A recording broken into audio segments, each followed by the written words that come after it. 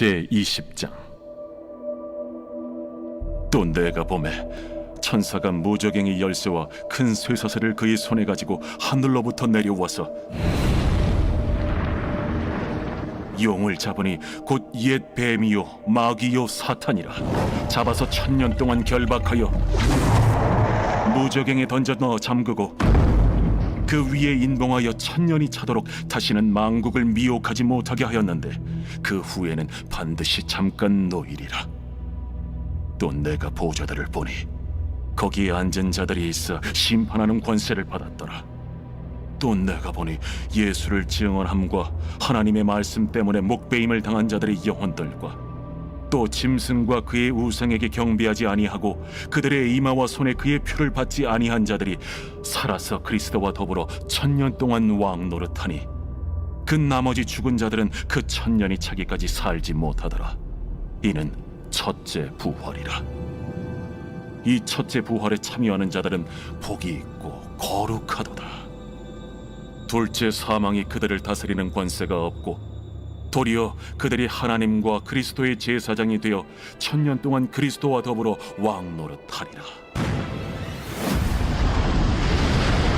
1000년이 참에 사탄이 그 옥에서 놓여 나와서 땅의 사방 백성 곧 곡과 마곡을 미혹하고 모아 싸움을 붙이리니 그 수가 바다의 모래 같으리라.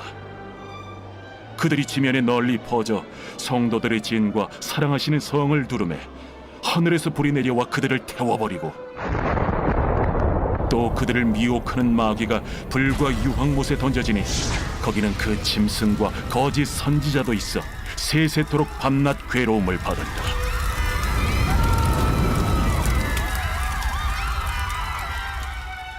또 내가 크고 흰 보좌와 그 위에 앉으신 이를 보니 땅과 하늘이 그 앞에서 피하여 간데 없더라.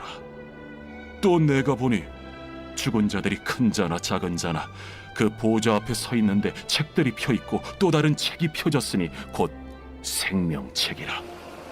죽은 자들이 자기 행위를 따라 책들에 기록된 대로 심판을 받으니 바다가 그 가운데에서 죽은 자들을 내주고 또 사망과 음부도 그 가운데에서 죽은 자들을 내주매 각 사람이 자기의 행위대로 심판을 받고 사망과 음부도 불못에 던져지니 이것은 둘째 사망 곧 불못이라. 누구든지 생명책에 기록되지 못한 자는 불못에 던져지더라.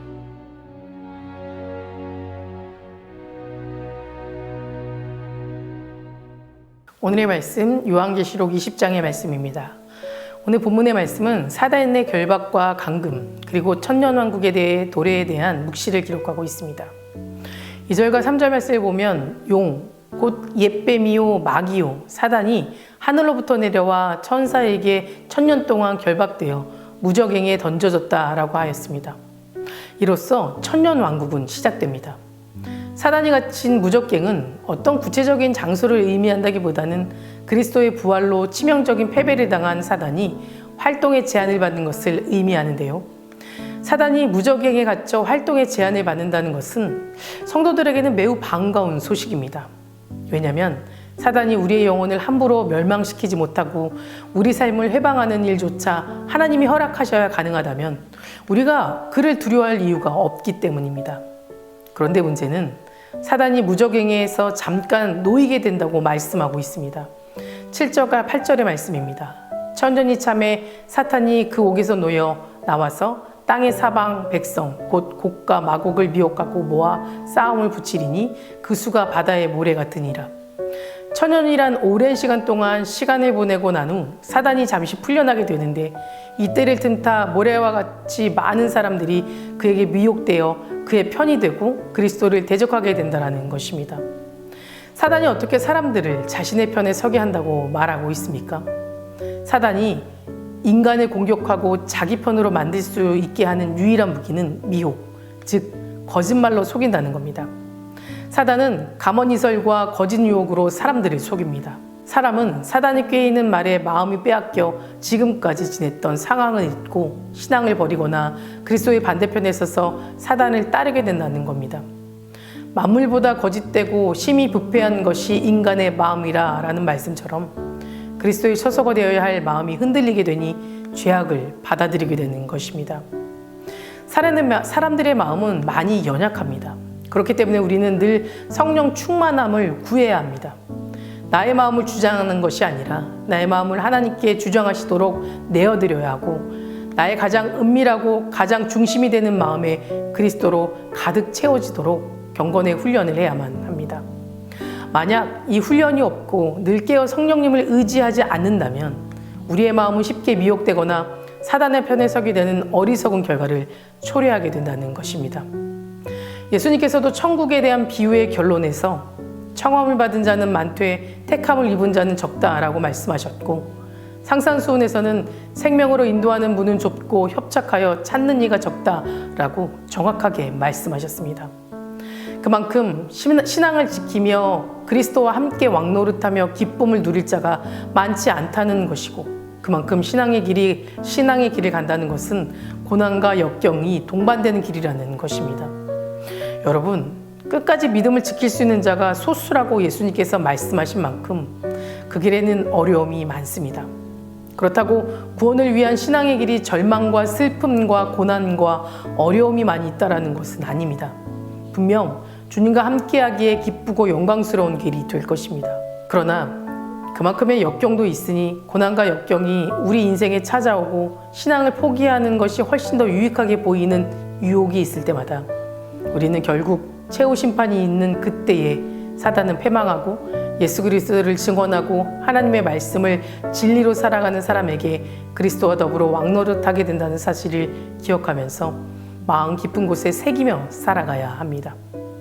4절의 말씀을 보겠습니다. 또 내가 보자들을 보니 거기에 앉은 자들이 있어 심판하는 권세를 받았더라.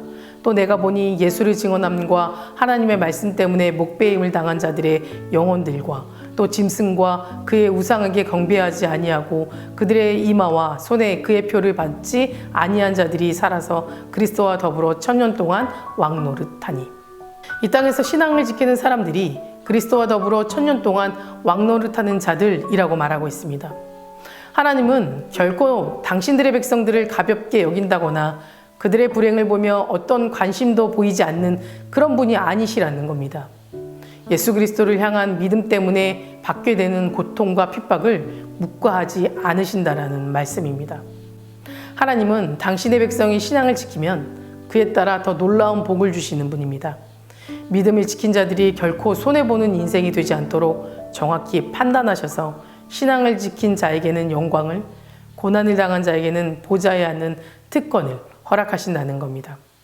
그러니 우리는 이 세상을 살면서 신앙을 지키기 위해서 받아야 하는 부당한 대우나 불이익을 피하려고 사단과 타협하지 말고 정확하신 하나님을 신뢰하며 내 앞에 놓인 고난과 역경을 하나님의 시선으로 바라보고 믿음을 지켜 세상에 나아가길 바랍니다.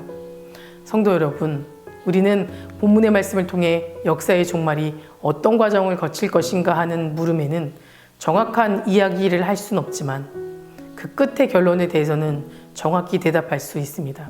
하나님을 대적한 사단과 악을 쫓는 자들은 심판을 받게 될 것이며 예수 그리스도를 믿는 사람들은 그리스도의 승리에 참여하게 된다는 겁니다.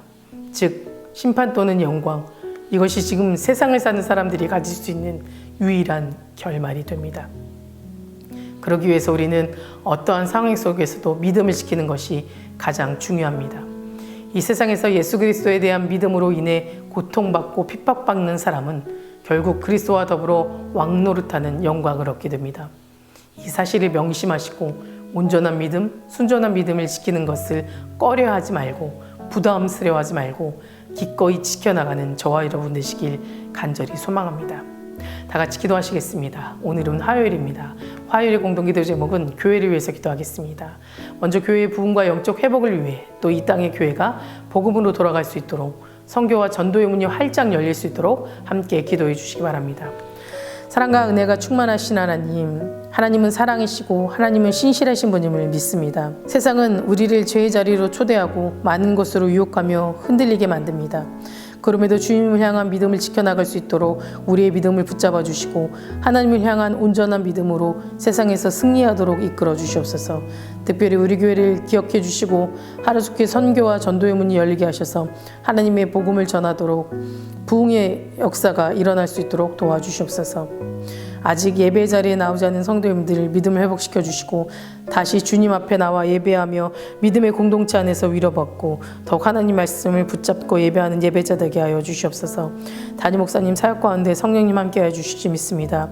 계획하시고 준비하는 모든 사역 가운데 하나님이 능력이 나타나게 하여 주시고 중보하고 동력하는 자들을 세워 주시옵소서. 다음 세대 아이들이 믿음을 지켜주시지 믿습니다.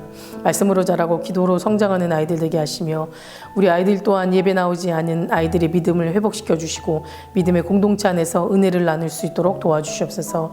암으로 치유받고 있는 박재순 권사님, 유은영 권사님, 이영숙 권사님, 이명숙 권사님, 오유미 집사님, 박서연 청년, 유효민 청년 주님 깨끗이 치유주시고 소망 가운데 살 수 있도록 도와주시옵소서.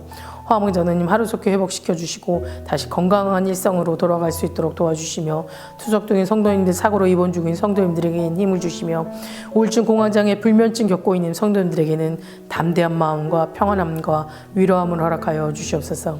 새벽마다 1000번째 드리며 간구하는 기도 제목에 응답하여 주시길 간절히 소망하며 이 모든 말씀 예수 그리스도 이름으로 기도드립니다. 아멘.